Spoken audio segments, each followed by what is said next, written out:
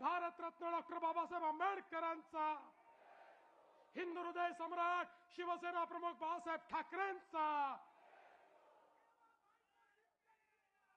हिंदवी स्वराज्याचे सरसंस्थापक छत्रपती शिवरायांना मानाचा मुजरा करतो।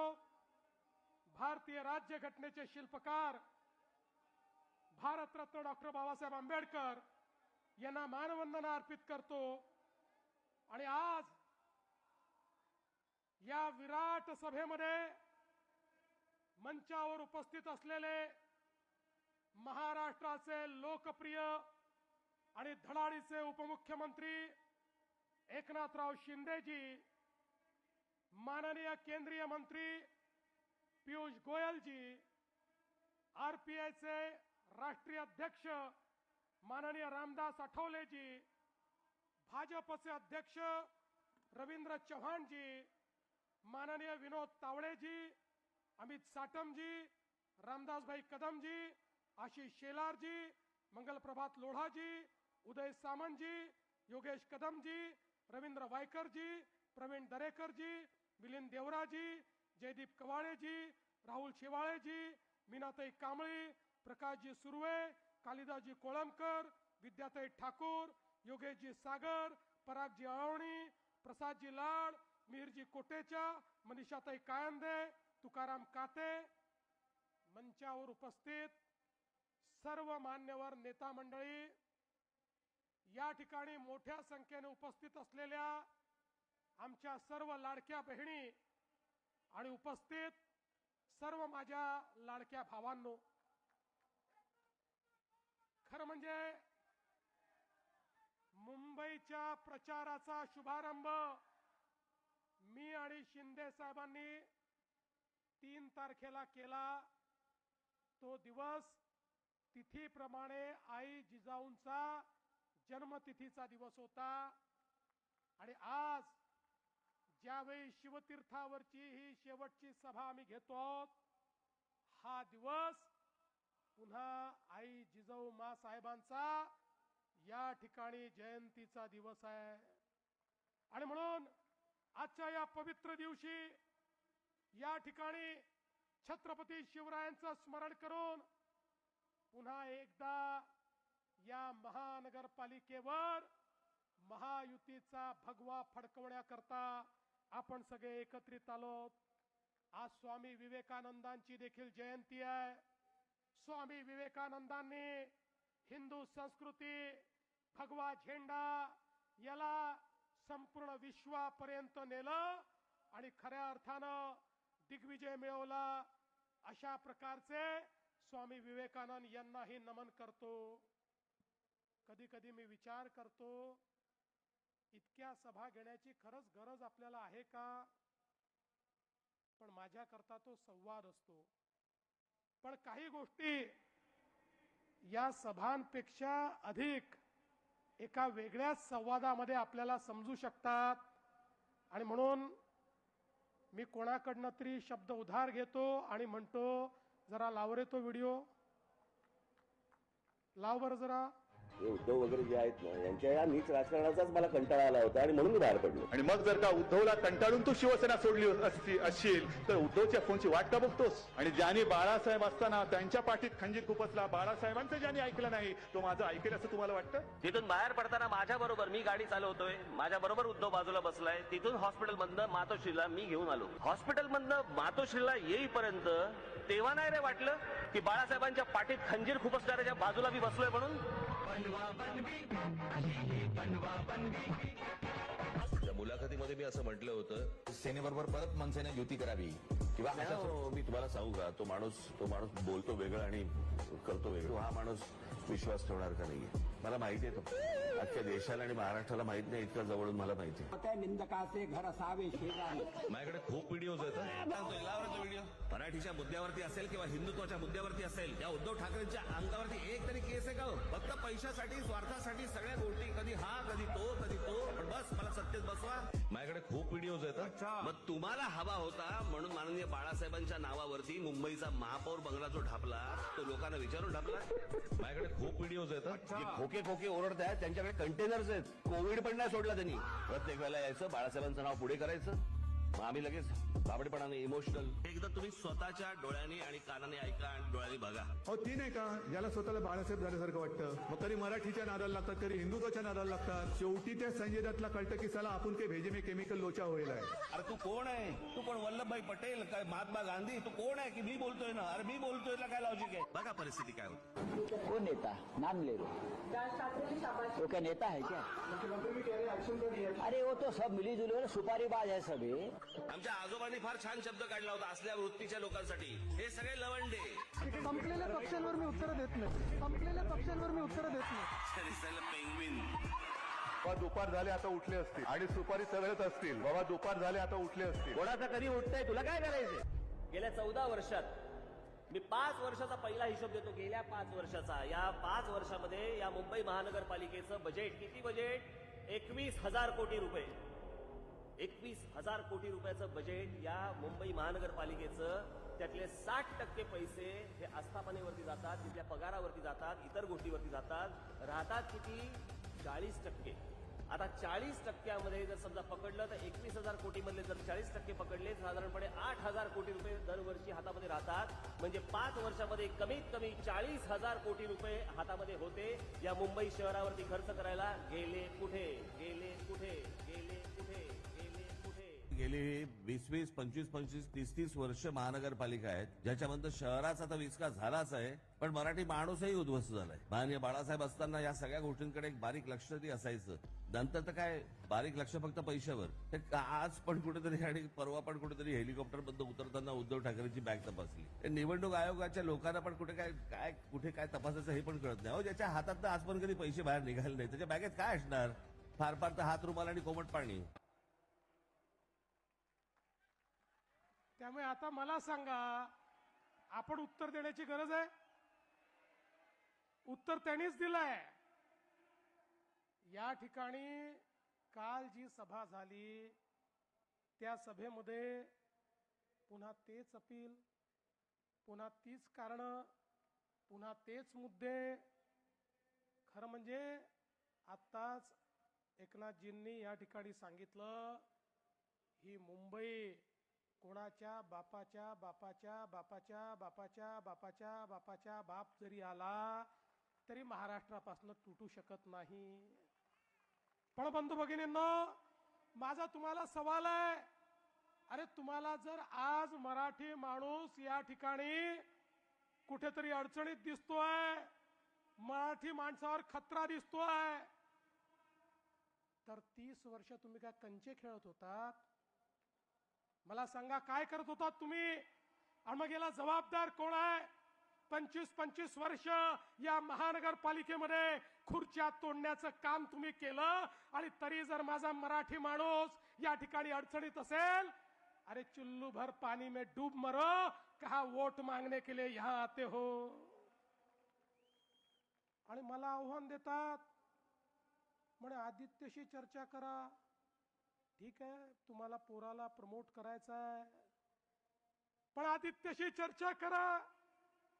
अरे बाबा, आदित्यशी जर चर्चा करायची असेल तर आमची बाजूची उमेदवार शीतल गंभीर ती देखील याच्याकरता पुरेशी आहे. आज खुलं आव्हान देतो, उद्या दिवसभरात कधीही आदित्य ठाकरेंनी सांगावं त्या ठिकाणी आदित्य ठाकरे येतील, आमच्याकडनं शीतल गंभीर येईल आणि करूया चर्चा. आणि मग काय सांगायचं? मुंबईकरांकरता शेवटची निवडणूक, मराठी माणसाकरता शेवटची निवडणूक.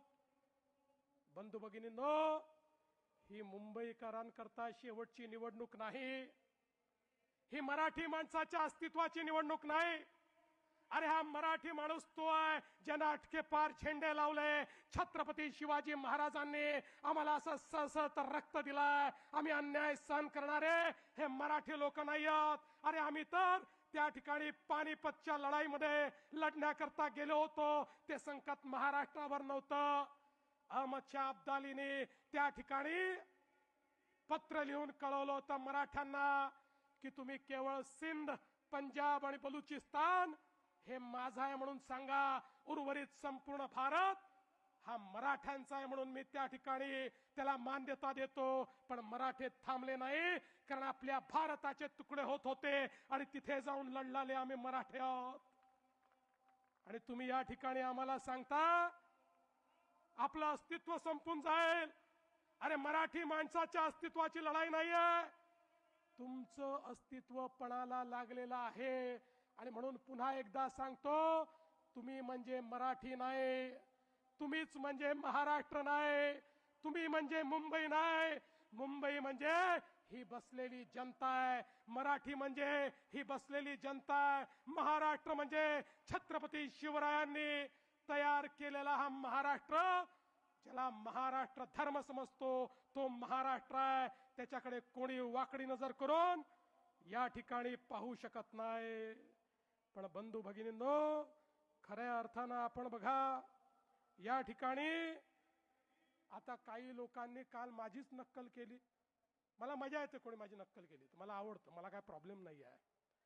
पण त्यांना हे समजायला पाहिजे, अरे नक्कल करता करता काकाच्या पक्षाची काय स्थिती झाली. काकाला किमान चांगली नक्कल करता येते, भाषण करता येतं, तुम्हाला तेही करता येत नाही. तुमची काय अवस्था होईल. आणि म्हणून मला असं वाटतं थोडं मागे वळून बघितलं तर यांच्या लक्षात येईल. आणि काय म्हणाले या ठिकाणी, म्हणाले मराठी करता आम्ही एकत्रित आलो, महाराष्ट्र करता एकत्रित आलो, आणि मग हिंदी सक्ती झाली म्हणून आम्ही एकत्रित आलो. पहिल्यांदा सांगतो, या महायुतीच्या सरकारमध्ये महाराष्ट्रामध्ये फक्त मराठी सक्तीची, फक्त मराठी सक्तीची.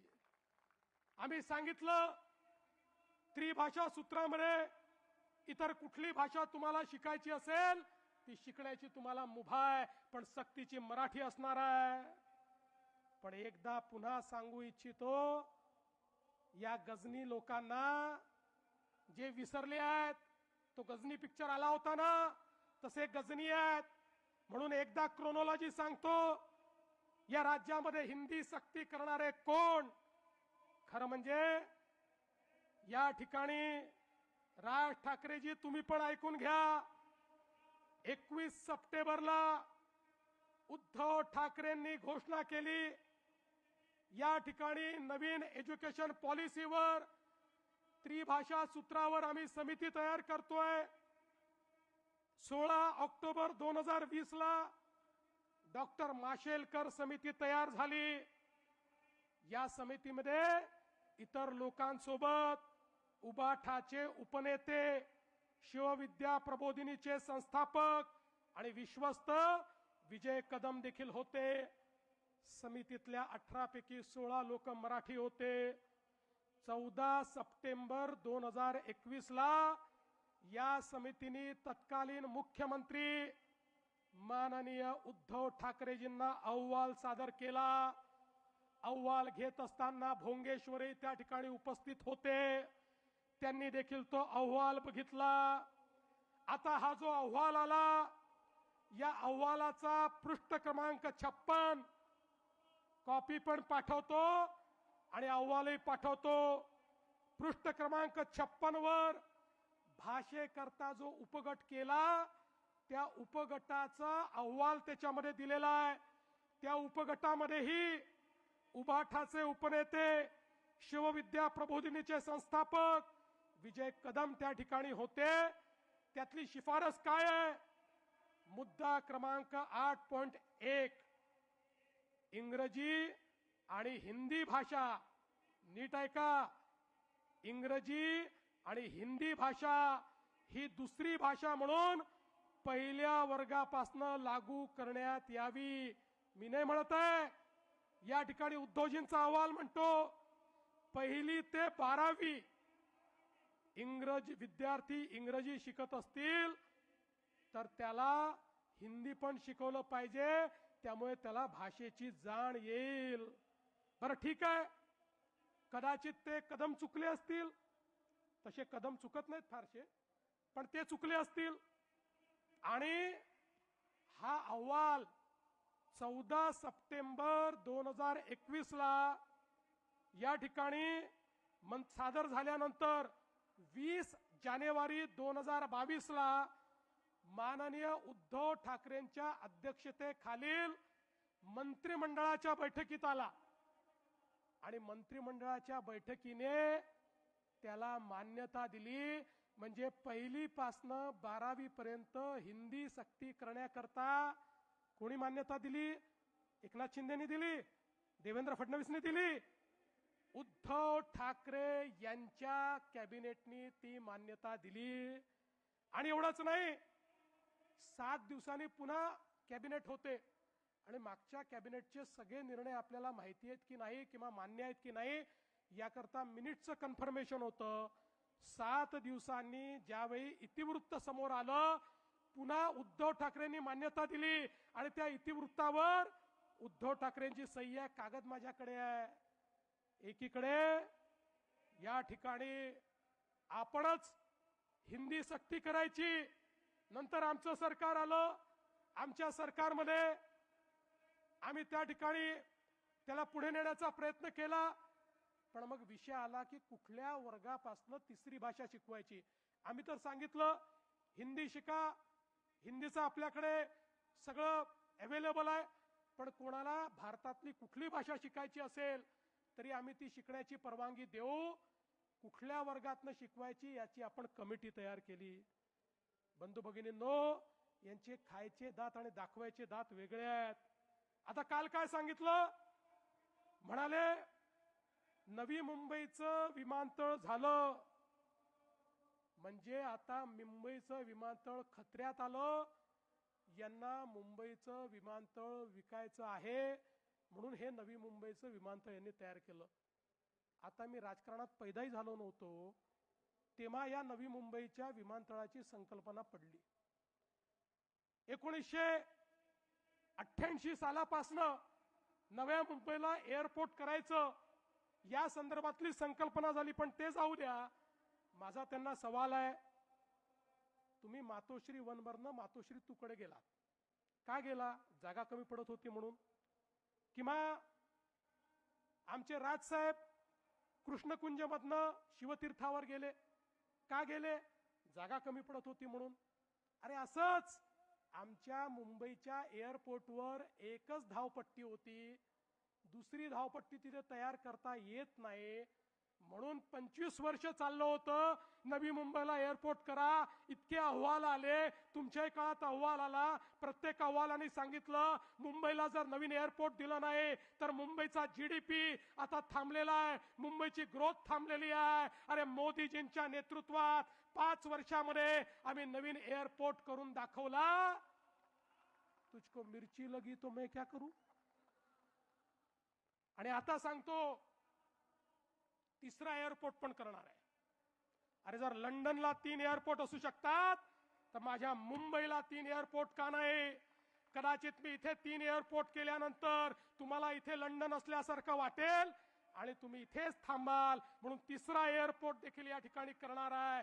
आणि छत्रपती शिवाजी महाराज एअरपोर्ट मुंबई याची क्षमता 1.5 पट करणार आहे, त्याची क्षमता वाढवणार आहे. हा निर्णय या ठिकाणी आम्ही घेतलाय.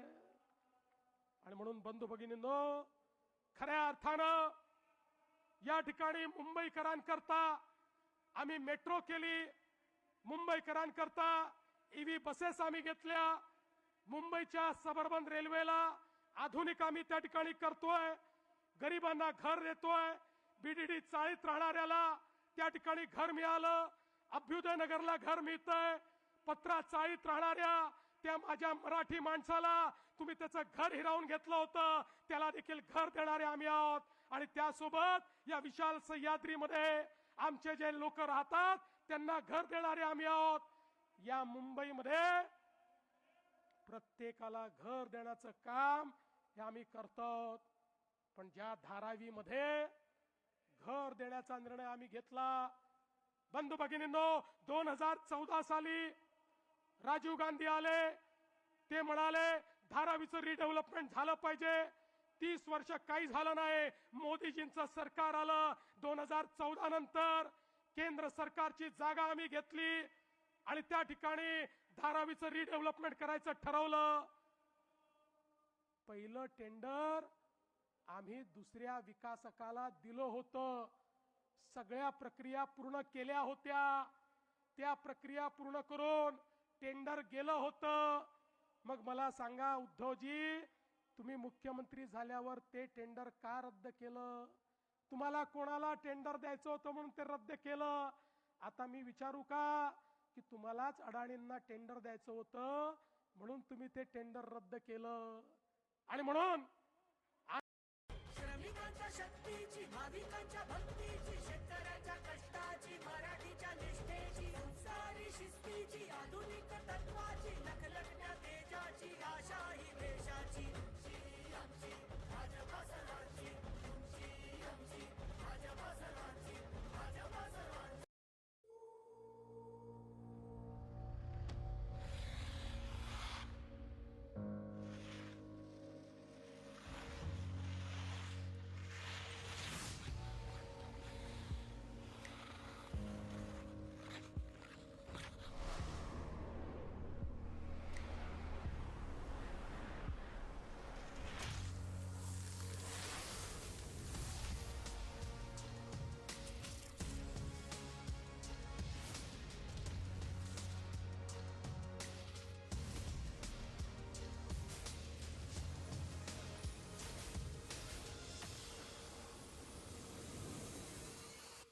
सौदा दिला, त्याला ते टेंडर त्या ठिकाणी गेलं. पण बंधू भगिनींनो, खऱ्या अर्थानं या ठिकाणी खोटं बोल पण रेटून बोल ही जी तुमची पद्धत आहे, या पद्धतीचं या ठिकाणी पर्दाफाश करण्याकरता मी आलो आहे. अरे बाबा, या सगळे जे प्रोजेक्ट आहेत, ज्या सगळ्या प्रोजेक्टचं तुम्ही बारसं करून राहिले, मी तर सांगितलं शेजारच्याचं पोरग मांडीवर बसवता आणि आमचं पोरग आहे सांगता. अरे या मुंबईला माहिती आहे, ये पब्लिक आहे, ये सब जानती है, कोणी केलाय मुंबई करता हे माहिती आहे. तुम्हाला दाखवण्याकरता एक देखील विषय या ठिकाणी या 25 वर्षात करता आला नाही. पण विकासावर बोलायचं असेल तर मर्द व्हावं लागतं. आता कोणामध्ये मर्दानगी आहे की नाही हे बोलणारा मी नाही आहे, माझे ते संस्कार देखील नाही आहे. पण माझ्या आई वडिलांपर्यंत तुम्ही पोचलात, माझ्या आई वडिलांवर तुम्ही बोललात. अरे शरम वाटली पाहिजे. मला एका गोष्टीचा अभिमान आहे, मी त्या बापाचा पोरगा आहे जो राष्ट्रीय स्वयंसेवक संघाचा प्रचारक होता. मी त्या बापाचा पोरगा आहे ज्या बापानं इमर्जन्सी मध्ये 2 वर्ष जेलमध्ये काढले. मी त्या बापाचा पोरगा आहे ज्याने आपलं जीवन संघर्षात घालवलं, कधी संपत्ती कमवली नाही. आणि मी तुम्हाला सांगू, अरे आज माझा बाप ज्यावेळी स्वर्गातनं मला पाहत असेल त्यावेळी त्यालाही हा आनंद होत असेल की माझं हिंदुत्व माझ्या मुलांनी या ठिकाणी चालवलं. पण तुमचे पिताश्री हिंदुहृदय सम्राट शिवसेना प्रमुख बाळासाहेब ठाकरे जेव्हा स्वर्गातनं पाहत असतील त्यावेळी त्यांना काय वाटत असेल? आता माझा मुलगा रशीद मामू सोबत बसायला लागला हे पाहिल्यानंतर त्यांना काय वाटत असेल? आणि म्हणून मी तुम्हाला एकच गोष्ट सांगतो, तुम्ही किती खोटं बोला तरी या जनतेचा तुमच्यावर विश्वास नाही. आता अडाणींच्या गुंतवणुकीबद्दल यांनी सांगितलं. खरं म्हणजे मला कधी कधी आश्चर्य वाटतं की गुंतवणूकदारांना लोक अट्रॅक्ट करतायत. बरं जाऊ द्या महाराष्ट्राचं, राहुल गांधी तर विरोधात आहेत ना अडाणींच्या, रोज बोलतात ना अडाणींवर. त्यांच्या शासित राज्यांमधली काय स्थिती आहे? लावता का रे बाबा फोटो? लावा फोटो. हे कोण आहेत? हे अशोक गहलोत आहेत. राजस्थानमध्ये मुख्यमंत्री असताना अडाणींना बोलून 66,000 कोटी रुपयाची गुंतवणूक घेतली. दुसरा लावा. दुसऱ्याचा फोटो आला नाही पण मी सांगून देतो. छत्तीसगड भूपेश बघेल, हे भूपेश बघेल नाही ते पुढचे आहेत, थांबा इथे. भूपेश बघेल 55,000 कोटी रुपयाची गुंतवणूक घेतली. हे कर्नाटकचे काँग्रेसचे सिद्धरामय्याजी, हे राजेश अडाणींसोबत या ठिकाणी बसले आहेत. डी के शिवकुमार साहेब, त्यांचे उपमुख्यमंत्री तेही बसलेत. 25,000 कोटी रुपयाची अडाणींची गुंतवणूक त्या ठिकाणी झाली. चला पुढे झारखंडला जाऊ. आता हे झारखंड मुक्ती मोर्चाचे हेमंत सोरेन 25,000 कोटी रुपयाची अडाणींची गुंतवणूक त्या ठिकाणी झाली. आता आपल्या दिदींकडे जाऊ. नाही, त्याच्या आधी आपले हे आले. आता कुठले आले आपले? रेवंत रेड्डी हे आपले तेलंगणाचे. त्यांची किती गुंतवणूक आहे जरा बघू द्या. तेलंगणाची देखील 25,000 कोटी रुपयाची गुंतवणूक या ठिकाणी तेलंगणाची. आपल्या दिदी किती शिव्या रोज देतात मोदीजींना. रोज मोदीजींना शिव्या देणाऱ्या दिदी, रोज भाजपवर बोलणाऱ्या दिदी यांनी पण अडाणींना बोलवलं. काय सुंदर फोटो आहे बघा. एकमेकाला नमस्कार करून राहिले. जसं तुम्ही बोलून नमस्कार केला तसाच आहे हा. यांनी देखील या ठिकाणी 8,000 कोटीची गुंतवणूक घेतली.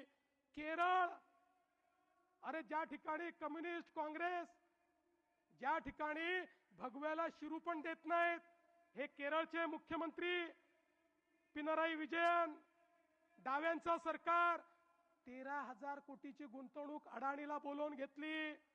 ओडिसा, हे माजी मुख्यमंत्री, हे पण भाजपचे नाहीत, एनडीएतही नाहीत, 29,000 कोटी रुपयाची गुंतवणूक घेतली.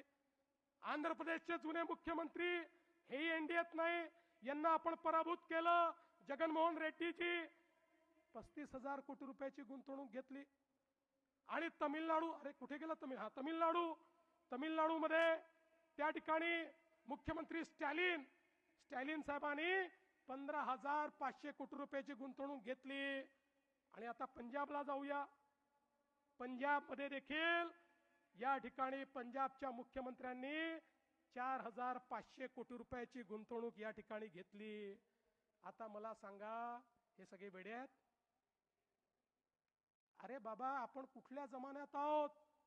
हा जमाना असा आहे, तुम्ही जर उद्योजकाला नाकारलं, तुम्ही जर गुंतवणूक नाकारली, तर गुंतवणूकदार दुसरीकडे जायला तयार आहे. आणि मग गुंतवणूकदार जर आला नाही, तर या ठिकाणी आमच्या मुलांच्या हाताला काम कसं मिळेल? तुमचं बरं आहे, केवळ भाषण करायचे आणि मराठी माणसाला काय द्यायचं? नोकऱ्या तर सोडाच, शिव वडापावची गाडी त्या ठिकाणी द्यायची. वडापावच्या व्यतिरिक्त मराठी माणसाकरता तुम्ही स्वप्न पाहिलं नाही. पण आमचं स्वप्न आहे, या मराठी माणसाला उद्योजकही बनव, त्याला नोकऱ्याही देऊ. एकही मराठी माणूस या ठिकाणी खऱ्या अर्थानं बेरोजगार राहणार नाही. याकरता अडाणी हो किंवा कोणी हो, जो महाराष्ट्रात गुंतवणूक करेल त्याचं आम्ही स्वागत करू. आमचं ठरलंय, कोणालाही गैरफायदा देणार नाही, पण आलेल्या प्रत्येकाचं स्वागत हे या ठिकाणी झालंच पाहिजे. आणि एवढंच नाही, एक सुंदर प्रेझेंटेशन देखील झालं. आणि या प्रेझेंटेशन मध्ये त्यांनी सांगितलं कशी अडाणींची 2014 नंतर नेटवर्थ वाढली मोदींमुळे. आता मी काय अडाणींचा वकील नाही आहे, ते त्याचं उत्तर देतील. पण महत्वाचं हे आहे, अरे वेड्यांनो, 2014 साली हा महाराष्ट्र, हा देश भारत जगातली 11वी अर्थव्यवस्था होता. आता तो जगातली 3री अर्थव्यवस्था झाला. जगामध्ये एवढी मोठी अर्थव्यवस्था विस्तारित झाल्यानंतर हजारो उद्योजक या ठिकाणी तयार झाले. आणि जे उद्योजक या ठिकाणी होते त्या सगळ्यांनी प्रचंड मोठा विस्तार केला. त्या प्रत्येकाची नेटवर्थ वाढली, प्रत्येकाचा रेव्हेन्यू वाढला, प्रत्येकाचं ऑपरेशन वाढलं. मी तर या ठिकाणी 25 कंपन्यांचंच फक्त बॅलन्स शीट आणलं आहे आणि त्यातल्या काही प्रमुखांचं वाचून दाखवतो, म्हणजे आपल्या लक्षात येईल नरेटिव्ह काय आहे. अरे मोदीजींनी तर हजारो कंपन्या ज्या कधी लिस्टेड नव्हत्या, आज त्या लिस्टेडही आहेत आणि प्रॉफिट मेकिंग देखील आहे. तुम्ही बघा, ही चांगली नाव आहेत सगळी, जी लोक आपल्या राज्यामध्ये आपल्या मुलांना त्यांच्या हाताला काम देत आहेत, अशा प्रकारची लोक आहेत. टाटा ग्रुपचा रेव्हेन्यू किती वाढला माहितीये? 14 पासून 24 पर्यंत, 14 पासून 26 पर्यंत 664%, 664%. HDFCचा 377%, अडाणी ग्रुपचा 680%, L&Tचा 380%, इन्फोसिसचा 247%, ICICIचा 240%, आदित्य बिर्ला ग्रुपचा 566%, भारती ग्रुपचा 260%. मी छोटे छोटे म्हणजे 200% वाले वगैरे वाचतच नाही, आता पुढेच जातो. सन फार्मा आपल्या मुंबईची कंपनी, आपल्याला अभिमान असला पाहिजे. आपल्या मुंबईची कंपनी सन फार्मा यांचा रेव्हेन्यू किती टक्क्यांनी वाढला माहितीये? 1552%. 1552%. एव्हेन्यू सुपर मार्केट ही पण मुंबईवालेच आहेत, यांचा कितीने वाढला माहितीये? 1166%. वेदांताचा 400%, हिंदुजा ग्रुपचा 376%, गोदरेजचा 409%, TVS ग्रुपचा 529%, RJ कॉर्प ग्रुपचा 1033%. आता या सगळ्यांचे वाढले, यांच्यातल्या काही लोकांच्या तुलनेत तर तुम्ही सांगितलेला आकडा कमीच आहे. त्यामुळे जर आपली अर्थव्यवस्था विस्तारित होत असेल, आपल्याकडे गुंतवणूक येत असेल, आपल्या मुलांच्या हाताला काम मिळत असेल, तर आपण त्याचं स्वागत केलं पाहिजे की रोज त्यांना धक्का मारला पाहिजे, रोज शिव्या दिल्या पाहिजे. अरे तुम्हाला चिंता नाहीये, तुमच्या पोराबाळाची तुम्हाला चिंता नाहीये, तुमच्याकडे काही कमी नाहीये, पण मला चिंता आहे त्या सामान्य मध्यमवर्गीय मराठी कुटुंबातल्या व्यक्तीची, या मुंबईकरांची, ज्यांच्या मुलांच्या डोळ्यामध्ये स्वप्न आहेत. ती स्वप्न त्यांना पूर्ण करायची आहेत, पण ती स्वप्न पूर्ण करण्याकरता त्यांना देखील या ठिकाणी गुंतवणूक हवी आहे. ती गुंतवणूक त्यांना कोण देणार आहे, हा खऱ्या अर्थानं या ठिकाणी हा सवाल आहे. आणि म्हणून मी तुम्हाला एवढंच सांगण्याकरता आलो आहे, मला फार उत्तर द्यायची आवश्यकता नाही आहे. मी जर उत्तर द्यायला लागलो तर अनेकांना तोंड दाखवायला जागा राहत नाही, तुम्हाला माहिती आहे. आणि म्हणून आज एवढंच सांगतो, आमचा संकल्प हा एकच आहे, या मुंबईमध्ये महायुतीचा भगवा फडकवायचा आहे. पण महायुतीचा भगवा कोणाला तरी महापौर बनवण्याकरता नाही, कोणीतरी खुर्च्या तोडाव्या म्हणून नाही. या ठिकाणी पारदर्शी प्रामाणिकतेतून या मुंबईला बदलायचा आहे. या मुंबईकरांच्या हक्काचा पैसा मुंबईकरांकरता वापरला गेला पाहिजे. बेईमान लोकांचं राज्य हे समाप्त करायचं आहे. जे कफन चोर आहेत, अरे कफन मध्ये देखील जे चोरी करतात, असे बॉडी बॅग घोटाळेवाले यांना जेलमध्ये पाठवून या मुंबईमध्ये मुंबईकरांच्या हक्काचं सरकार हे बसवण्याकरता या ठिकाणी आम्ही आलो. आणि म्हणून बंधू भगिनींनो, मी एकच सांगतो, जिसे निभा न सकूं ऐसा वादा नहीं करता, जिसे निभा न सकूं ऐसा वादा नहीं करता. मैं अपनी बातें औकात से ज्यादा नहीं करता, भले ही तमन्ना रखता हूं आसमान छू लेने की, लेकिन औरों को गिराने का इरादा नहीं रखता. आणि म्हणून या मुंबईला आम्ही बदलून दाखव. 15 तारखेला मतदानाकरता जा. ज्या ठिकाणी कमळ दिसेल, ज्या ठिकाणी धनुष्यबाण दिसेल, चेहरा पाहू नका, माणूस काळा आहे की गोरा आहे पाहू नका, केस आहे की टकला आहे पाहू नका.